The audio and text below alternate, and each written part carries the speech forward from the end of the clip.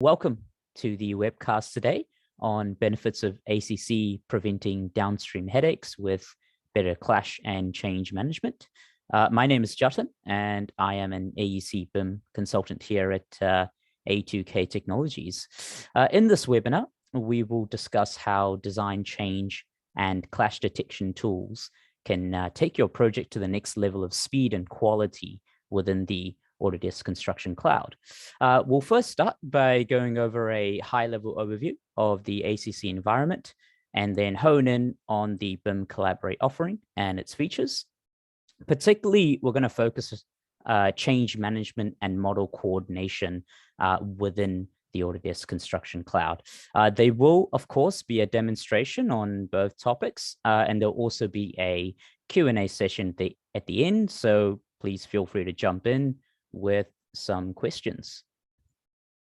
Okay, before we get to the main topics, just a brief overview of what A2K Technologies is and does.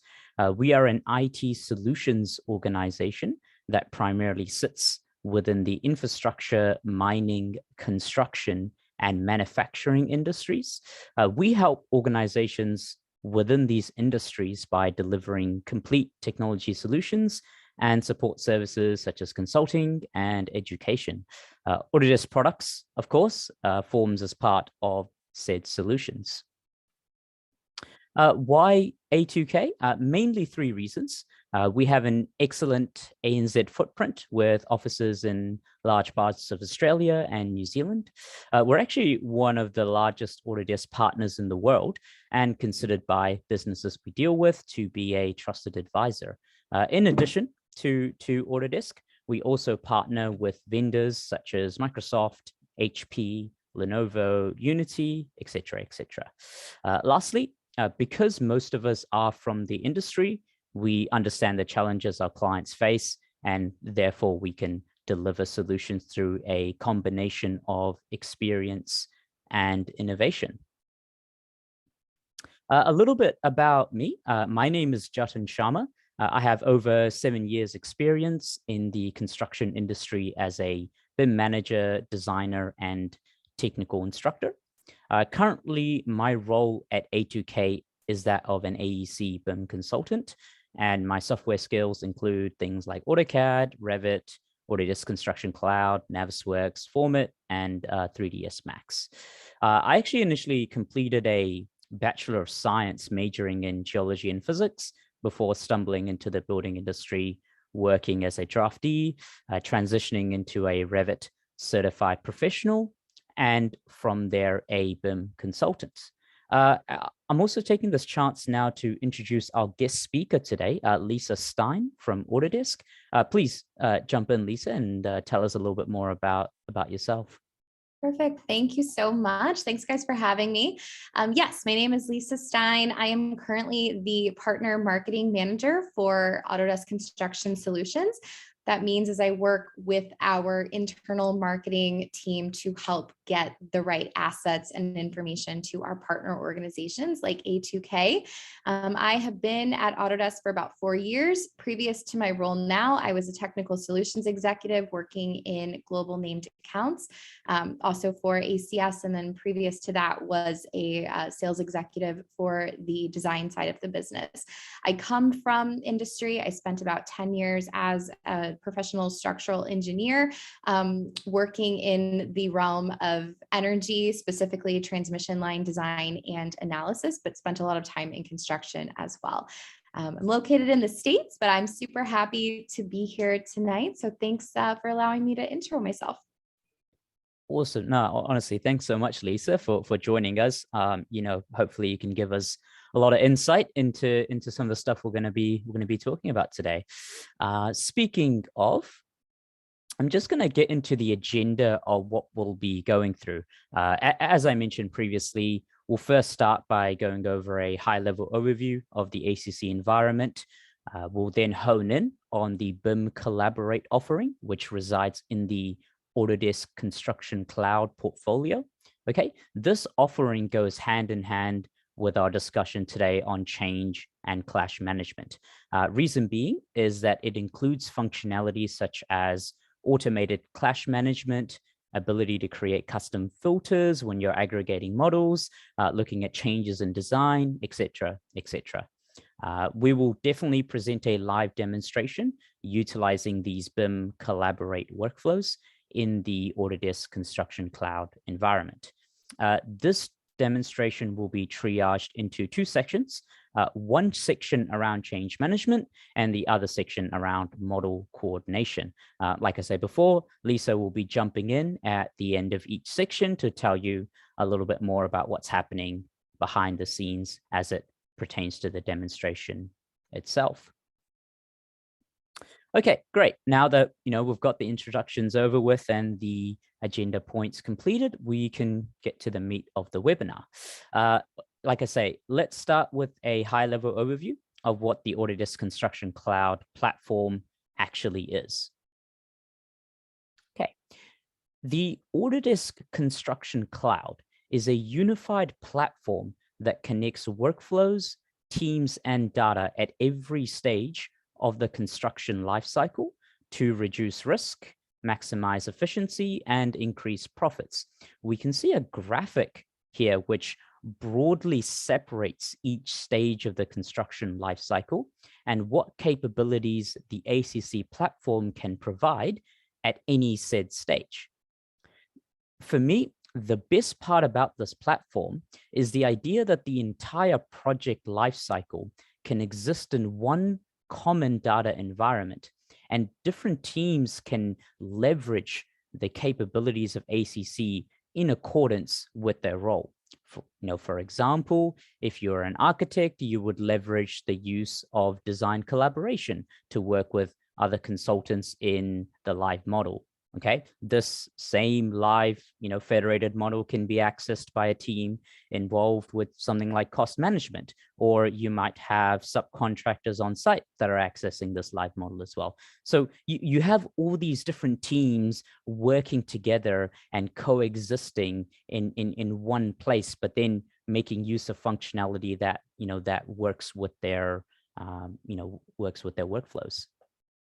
For the purpose of this webinar, we'll be focusing on ACC capabilities of change and issue management to minimize downstream headaches, which is, of course, paramount at every stage of the construction lifecycle. Okay, now that we have a bit of an understanding of what the Autodesk Construction Cloud is, let's talk about the BIM Collaborate offering within the ACC portfolio. Autodesk BIM Collaborate essentially empowers BIM experts to provide constructability of models, increase transparency in managing risk, and facilitate more efficient design collaboration. The users are able to do this by utilizing functionalities such as automated clash detection, issues management, document management, and having the ability to aggregate and federate models. If this is still in any way confusing, I would think about it like this. The Autodesk Construction Cloud is a cloud platform, and the offering that your organization purchase, correlates to the functionality you will have access to within this platform. So if you get Autodesk BIM Collaborate, then you have access to the functionality I just described earlier. If you get another offering, such as, for example, Autodesk Build, then you would have access to a separate set of modules and workflows within the ACC platform. Lastly, it's important to note that the Autodesk BIM Collaborate offering comes with a Pro option as well. I have here a slide which is perfect for explaining the difference between the BIM Collaborate Pro and the BIM Collaborate option. The only difference between the two options is the depth and functionality as it pertains to the design collaboration feature. So if you are a designer who is part of the authoring process, aka use something like Revit or Civil 3D, then you need Autodesk BIM Collaborate Pro. This is because having BIM Collaborate Pro means you can initiate workflows such as Revit cloud work sharing, connecting data between Revit and Civil 3D, et cetera, et cetera. If you want more information on this and, about BIM Collaborate Pro in general, please check out a webinar I did a couple weeks ago titled Revit and BIM Collaborate Pro. It's on YouTube, and, we'll be happy to provide a link. If you are a reviewer, then the Autodesk BIM Collaborate will suit you just fine, as you'll have, you'll gain access to automated clash detection, document management, issues management, all of that stuff that we talked about. Last thing to note before we move forward, everything we'll go through in the upcoming demonstration pieces is encapsulated within the BIM Collaborate offering. Okay. Again, if you want more information around the Pro option, check out the webinar or get in touch with us. Okay, speaking of demonstrations, we'll get into it. The first workflow demonstration we have here is around change management within the ACC platform. So first, we'll go through how you can review changes in 2D or 3D and apply filters to review the design. Then there'll be a portion on how to effectively understand design changes that are happening across different teams and how to get automatic notification of changes that you're interested in. And like I said before, Lisa will jump in to talk about upcoming updates or new features in the platform that, that directly affect these workflows. Okay, let's get into the live demonstration. Okay, what I want to do is first give you a quick overview of how design models end up in the ACC environment. Okay, I think that's very important to start off with. So let me jump into my Revit 2022 environment. Okay, I'm going to put on my designer hat, okay, and show you how the desktop environment connects to the Autodesk Construction Cloud. The most important thing here is that you need to download an application called the Autodesk Desktop Connector, okay? Once you have that working, if we go to this Home tab over here, you can access what is known as Autodesk Docs. And you can see here, if you click on Autodesk Docs, it will go to any projects that are up here in the cloud. So I've created an example project over here, all right? If I go to my ACC environment, you can see here under Project Files Example folder, I've got a file. This directly correlates back to what you see here in your own Revit environment. And, when you're ready, you can do things like publish or, essentially host these models into the cloud, okay? So the idea is that the different disciplines work away in their own appropriate folders and upload as necessary into the cloud environment. Okay, so this is what we called design collaboration, and the action of releasing these models is called publishing. Okay, now I know that a lot of users are in Revit 2021, so let me just show you what that looks like in the 2021 environment as well. So I'm going to jump. You can see I've got my Revit 2021 up here. If I go to this Home tab, you can see the terminology is slightly different here. It says BIM 360. Okay, it's using the older terminology. And you can see here we've got a project. It's important to note that the ACC is a unified environment, okay, which means that it hosts your older BIM 360 projects as well as the new ACC projects, and makes use of all the features in ACC, that are part of the platform, essentially. To illustrate this, we're actually going to be using this project that was initially created in BIM 360 around, April 2021, but we're going to apply it in our ACC platform for the rest of this demonstration. If I jump now into my ACC platform, I'm actually going to go into this design collaboration module over here. Okay. And if I click on these three little dots and I click on the shared option over here, you can see here the different disciplines that are part of this project. Okay, the nodes that you see here that are across the project timeline is when these different disciplines have been publishing and sharing and kind of working on one live model so that everyone is up to date. Okay, we can click on any one of these nodes. Okay, so for example, we might go to this architecture node here and see what they have sent as far as a package goes. Now, I'm going to put on my reviewer hat and we can get into the change management workflow. Okay, so like I say again, we've got our nodes here where you've got your different disciplines and they're sharing and consuming different levels of design information. Let's say, right now I can see here there's a package that the architecture team have released in January, but I want to know what things have changed in this release as opposed to something they did, back in April, right? What we can do is hit this compare tool over here. And what this does is that it visualizes changes between content versions of any model that you upload into this cloud environment. So if I hit this compare button, you can see here we've got our model name and we've got a compare and to. So I might go, let's compare this to the first time this architectural model got released to the version that got released in January 2022. You can see here on the right-hand side that there's about 10,000 changes that have happened to this model. Okay, we can click on show changes over here to get a closer look. Okay, straight away, there's a couple things I want you to notice, right?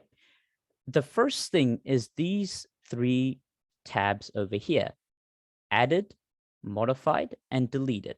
I can quickly see, for example, let's say I want to know what has been deleted, what elements have been deleted in, in the latest version as opposed to the previous versions. I can quickly untick these two, and it will only give me what's been deleted. So for example, this door here, if I click on this, it will show me that this door has been deleted in the latest version, but was present in the initial design. Okay, another example is this plumbing fixture here. So you can see these are very small elements that would be super hard to kind of detect by using an eye test, but the software does it for you automatically. Okay, similarly, I can check what's been added, right? I can see here there's a door that got added in version 4 that wasn't there in the initial version.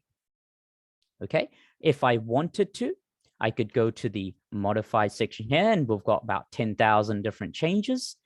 I can use the filter tool over here to filter by modification type, discipline, or category. So if I was only interested in knowing what floor, what's been happening to the floors, I can select the filter, go done, and it will show me, what changes have been made to the floor. Okay, so right now I've kind of been showing this to you in 3D, but you can do 2D as well. Okay, if I hit this little drop down arrow, you can see here the actual floor plans. So for example, if I go to the first floor, okay, I can see around 541 things have been modified. Let's say we're interested in floor, right? We've been talking about floor. So I'm going to just type in floor here and I can quickly select my floor. And let's say we're interested in this particular section here. You can see the information that it gives you. This floor has literally been changed by, around 20 meters squared. There's very small changes in perimeter values, elevation values, but the software will pick it up for you automatically, and it will give you that information. Okay, you can do the same thing here. You can see what's been deleted, what's been modified, and what's been added. If there's quite a few changes and you want to actually start keeping track of kind of this level of metadata, you can hit this little button over here, which will form a CSV report. Okay, this CSV report you can plug into something like Power BI if you wanted to, like I say, to start taking this level of metadata and applying metrics, if you would like. So the key thing here is that you can see all the changes, but beyond just an eye test, you can actually, the software will recognize even millimeter differences and give it back to you. Okay, which is, for me, one of the most amazing things. And of course, like I say, you can switch between 2D and you can switch between 3D. Okay. Now, there's one thing that's sort of interesting here. So right now, when I'm looking at this model, all these changes that I'm observing are very high level, right? You know, it's going across the entire building. But what if I'm only interested in specific parts of the design? You know, I might be a structural engineer, you know, so I'm not worried about, you know, some other stuff that's happening. I'm very focused. Or I might be, you know, in the 30% design phase, and I'm only interested in what's happening with the foundation. Okay. If that is the case, we can leverage what is known as watch groups. Okay. Let me show you what that looks like. It's up here in this changes portion. Okay. What you can do here is that you can create a new watch group. And if I click on this, we can select the team and open the model. So let's say, for example, we're a structural engineer and we want to know, you know, in terms of the architectural model, if they're changing the walls and floors, because then it's going to affect our design. Okay. So we can go to the architecture team, click on their model, hit next, and we've got our model here, but then it segments it by category. So what are we interested in? We're interested in floors and we're interested in walls. So now if we hit next and give this a name, so we might say walls plus floor for structure, and it will say this watch group will contain 5,732 items from this model. If we hit save, we've now created a watch group for ourselves. So anytime these elements have been changed as the teams are publishing and sharing, we get an automatic notification either by an email or coming onto this platform, and it will essentially prompt us and tell us what's been changed. So if I hit the save button here, it'll go ahead and it will create a new watch group, and we can see that over here. If we hit this little information icon, it's saying the version of the selected work in progress model matches the shared model. So if there's a new work in progress version, then it will check for changes and it will tell you those changes. Just to wrap this up, if we go back to our compare tool, what I was showing you before, and if I hit show changes again, we've got our watch changes option. Okay, so we can feed the filters that we're creating in our changes back to just our simple high-level overviews as well. I'm going to stop here, and I'm going to let Lisa talk a little bit around this workflow and some upcoming changes. Over to you, Lisa. Awesome. Thank you so much. Yeah, so I just wanted to spend a couple of minutes talking about a new product release around change management from one of our late March release sessions at Autodesk. So we have a new, what's called an overview panel in the Revit issues add-in. So as you know, it's becoming more and more important to collaborate in the early stages with design and trade partners. but with several applications addressing issues, coordination, design authoring, and data storage, right?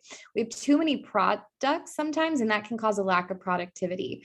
And so we know that the traditional coordination work week creates gaps of time where work isn't getting accomplished all of the time. And then because of that, issues tend to slip through the cracks because there's lower visibility and we start to lack accountability across our entire project team. And so this is why Autodesk built the overview panel in the Revit issues add-in. So now designers and engineers have the information that they need to quickly and effectively design for construction, reducing the amount of time that's spent by BIM managers who assign low-level issues and email clash results to each individual and team, right? That's what's happening often right now. So this panel allows designers to track issues assigned to them and then break down clashes both by other models in coordination spaces and the views created in that space. You can also toggle between each model in the coordination space, which makes it super easy to track open issues and check the progress of all of the assigned models for that project.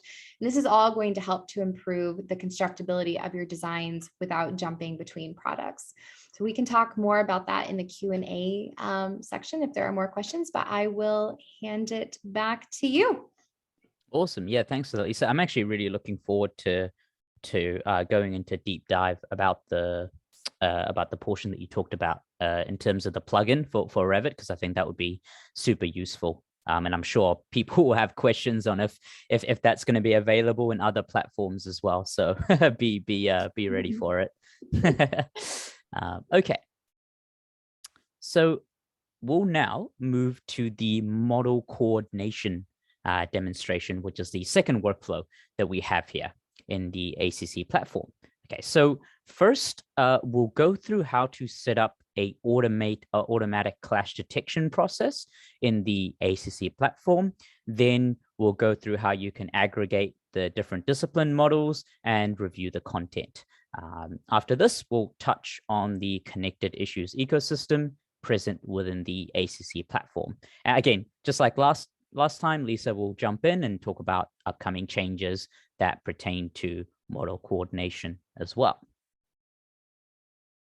All right, time for the second demonstration piece. I'm going to jump into my ACC environment here, and I've got another one handy here, and we'll go over to our model coordination module. So just to reiterate, before we were in the design coordination, design collaboration module. Now we're in the model coordination module. They all sound very similar. Okay, the first thing to notice is the list of models which have been uploaded and shared between the disciplines. Okay, the idea here is that you set up what is known as a coordination space. Okay, so if I hit this little downward arrow, you can see we've got a shared folder coordination space. You create this coordination space where you expect models are going to be uploaded, and when they're uploaded, they come here. Okay, and when they come here, they are automatically clashed against each other. So for example, as soon as a new version of this architecture model or the structure model or the services model is uploaded and shared to the other teams, it is automatically clashed against the other corresponding discipline models. Okay, so the idea is that we get the results of this in real time. Okay, from a high level perspective, you can see that number here. Okay, so I'm going to, let's do an example. Let's say I'm not interested in every model, I'm only interested in 2. Let's say we want to clash architecture and structure. Okay, so we select these 2, and then we can just hit the view button over here. When I hit the view button, it will start to load these models. Okay, and it tells me on this left-hand side what models that we are clashing. Okay, if I believe this is a view that I'm going to be using over and over again, as in I'm always interested in knowing the clashes between the architecture and the structural model, I can save this view. Okay, and I'll go through how, where this saved views are stored in just a second, but you can save it at any time. You can add or remove models as you wish. So perhaps if you want to, you can hit the add button and choose, for example, the services model, or you can uncheck a model that you've already selected. Once we have a view that we're happy with, we can hit this little, it's almost like a clash button over here. It will go ahead and do what's known as clash detection for us, which is perfect. Okay, so it's saying the primary model here is the architecture model, which is clashing with the structure model. And by default, it will be grouped by object. Okay, but we can change this to be different groupings as per your needs across any particular project. Then we can start to create some criteria around the clash sort of verification process. So for example, here I've got show clashes above a certain amount of inches, right? We're in Australia and New Zealand, obviously. So what we can do is we can actually hit this three little dots over here and change the units to millimeters. We want to know within a range, I want to know clashes that are between 10 to 15 millimeters, or I want to know all the clashes that are below 15 millimeters or above 15 millimeters. So you can create your categories here. Once you do this, it will automatically start going through that clash detection process, and it will present it to you in terms of clash issues, not clash instances. If I hit this little arrow, each one are instances, and it groups it into one broader criteria here, so it's easier to navigate. So for example, we're talking about assembled stairs. We'll go ahead and click on that, and you can see already it's going to start honing in on the potential issue. I might choose another one. I might go something like, let's say, basic roof, and it'll go up here for us to be able to review. Okay, if this is a clash issue, that's something that we need to create a proper issue on and start assigning it to the appropriate team. We can click on this create issue button here. So if I hit this button, it will ask me where I want to pin for easier access. Perhaps I'll choose this little portion here, give it a couple seconds, and it'll start creating the issue, which is being prompted on my upper right-hand corner. There we go. Okay, so this is the title. I can change the title if I want to. I can, give it a different type of issues if I wanted to. I could give it a description. I can assign it to teams, people, roles, or companies. It's always best practice to do it by role, because what happens is that when you go assign to and you pick a person or a role or a company, everyone who is part of that category gets a notification that an issue has been created and it's something that they need to look at. So theoretically, if you do it by role, that means that more people are able to access and see this issue, right? Which means that it's going to be a quicker resolution. If you assign this to only one person, then only one person gets a notification and only they can see it and address it, which is not really the best workflow scenario. Okay, you can add watches to this issue. So what watches are they're people that should be aware that you're creating this issue and this issue exists, but they're not necessarily part of the resolution process. Okay, so they're not the type of people that would actually go in physically into this live model and make the required changes. Okay, so it could be someone from like your project manager or even your BIM manager to some extent. We can add location information, we can give it a due date, and we can give it a root cause. Okay, there is a photo that gets created as well, so that when the users get an email, they have a bit of context on where this issue might lie. There is an activity log as well that shows you how this issue is progressing. So we can see here it was created, and a description was formed, and this information was put in by myself on this day and this time. Okay. So that's a little bit around, just some high level clash detection. If I exit out, if we go to this views tab here, this is where your custom views are stored. So you can see here, we've got arc versus structure, structure versus plumbing, and structure versus mix. So in any given day, instead of going up here and clicking on the models and hitting view, you would just straight away go into this view, click on the appropriate view that you need, and you're away. You can also give this a privacy too. So you can create views that only you can see, for example, for whatever reason, or you can create views for everyone. Okay, the little almost globe icon means everyone can see this views. And the one that just has the person on it with a lock sign is the view that only I'm allowed to see. Okay.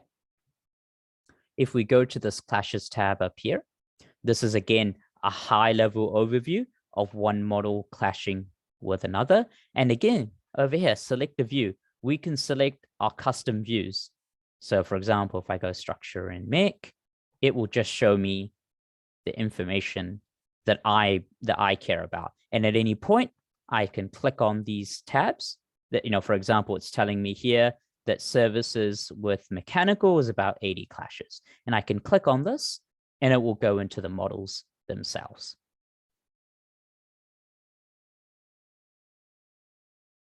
Okay. So this you want to start leveraging if you want to start having a bit more of a streamlined workflow of just working with what that you'll be involved in. Okay, so instead of showing all 8 models, you're just concerned with the models that you want to be concerned with. The assigned, the last little bit is this little assigned portion here.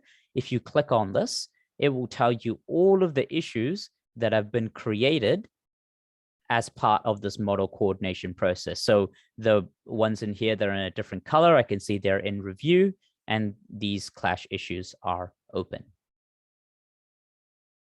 The last thing to note, and it's a bit of a new feature, and again, I'm sure Lisa will jump on this as well, is that these issues that we're creating actually sync back to your Navisworks or your Revit so that your designers can actually see this issue in their own design environment, so that they can actually resolve it far quicker. I'll hand it back to you, Lisa, to speak a little bit more about that. Awesome. Thank you. Yes, really good thing to point out there that Navisworks does connect to the model coordination space. So you don't have to update that information in 2 different spaces. I'm going to talk about a couple of releases that just came out again at the end of last month.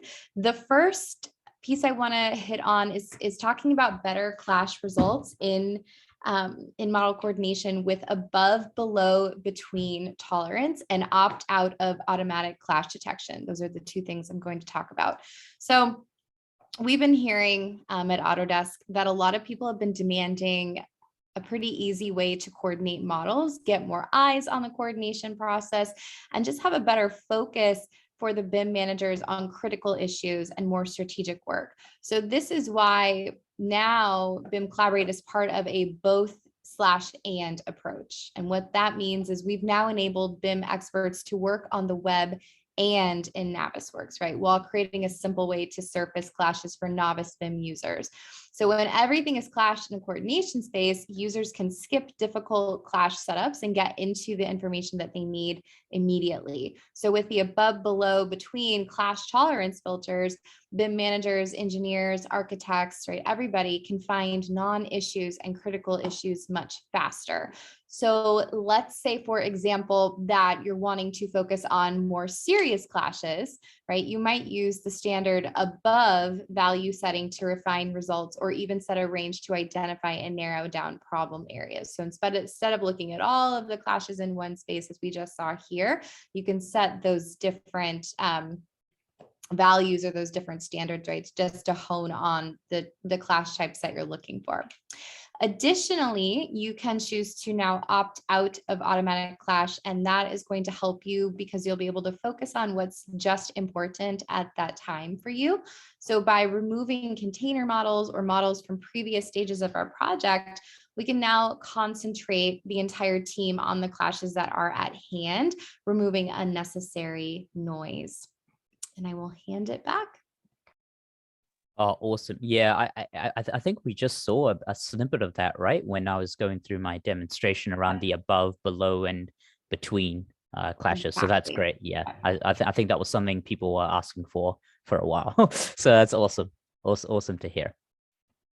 Okay, we'll jump back to Q&A time. I know that one question has been asked already, so I'll start answering that, and I'll let everyone now jump in into the Q&A portion and start typing out all your questions, and hopefully we'll be able to resolve them all today. So Michael, you've asked me if the compare tool function only available within the share or consume environment. The answer is no, it's actually available in other parts of the ACC platform as well. In fact, let me show you something. So you can see my screen, correct? So if I go to Docs over here, I mean, so right now I'm in the Autodesk Docs module, which is the most base module. If you have AEC collections, you have access to Autodesk Docs, essentially. Again, if you want more information about that, get in touch with us.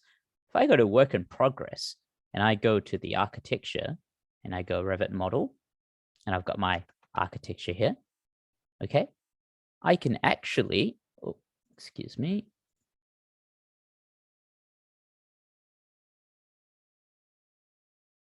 I can actually, once I can get this up and running, I'll show you that the compare tool can be used for this portion as well. Just bear with me.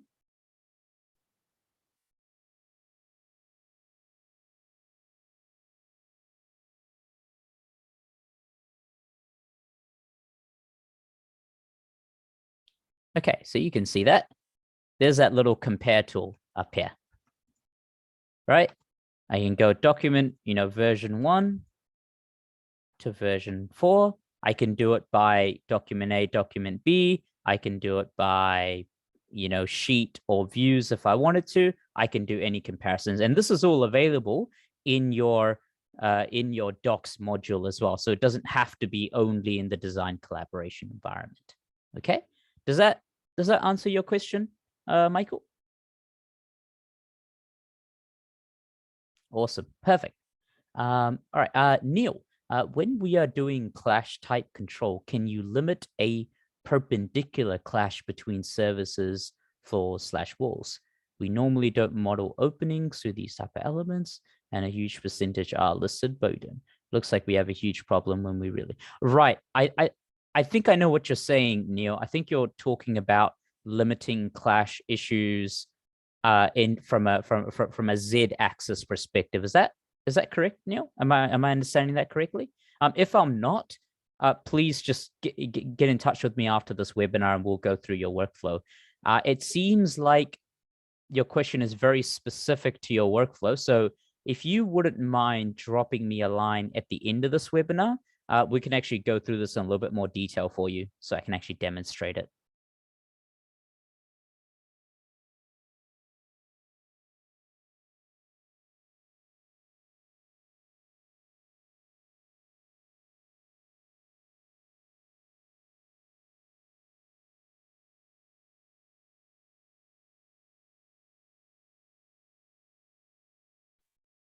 Okay, I'll give it another couple more minutes. I think we only had 1 or 2, but I'm happy to wait for a bit longer just to make sure. Again, Neil, please get in touch at the end. There will be a slide that I'll put up with our email address, and we can get that sorted for you.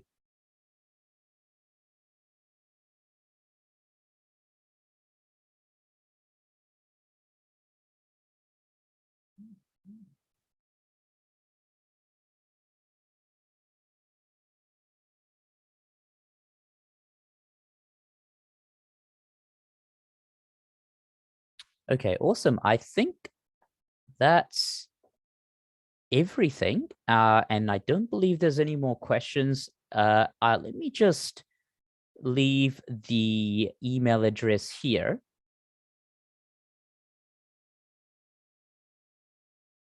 Oh, I think we have one last question. All right, before we go, from Michael, and the compare feature is only available on collaborated model, not no. So Michael, for your question, it's any models that have been uploaded to the ACC, and I mean you can even do PDFs. I think you may have a specific workflow in mind, so perhaps you want to send an email, and we can actually sit down with you and answer some of these through the use of a demonstration, because for example, you can do a 2D PDF compare if you wanted to as well. It doesn't have to be only one way. The beauty about this platform is that there isn't just one way to do things. It's just about what is the most efficient way as per your workflows. When you're managing issues, can you batch issue to people if you have hundreds of issues? Signal typing. So as far as I'm aware, Neil, and correct me if I'm wrong, Lisa, you can't sort of create 50 issues and then, batch assign them to a particular personal role. Although, just to kind of speak on that one, Neil, the typical workflow process is that you would be creating each issue almost individually, right? So you would be assigning it to a particular role. There wouldn't be a way that you could batch create issues, for example. Am I correct in that, Lisa? Yes, you are correct. What you could do though is when you stick an issue on a sheet, you can copy and paste it. So you could stick kind of that stamp of the issue on multiple areas of the sheet. And if you had that issue filled out initially with who was in charge of that, then they would kind of get copied along and pasted along in the other areas. But you couldn't just, kind of manually create 50 issues and then mass assign them to somebody, if that makes sense. Yeah, I think the best workflow, Neil, that if this is a thing that you want to pursue further, one of the things, like what Lisa mentioned, you could do is that you can create custom issue stamps and they're almost like templates with pre-populated information, and then you could have them as per role, so that anyone who's part of that role will get the notification, and that's how you can eliminate a lot of the sort of paperwork, if you will. So I think that's how you would want to handle it. But yeah, please after this demonstration, get in touch with us, and we'll be able to sit down with you and actually go through your pain points.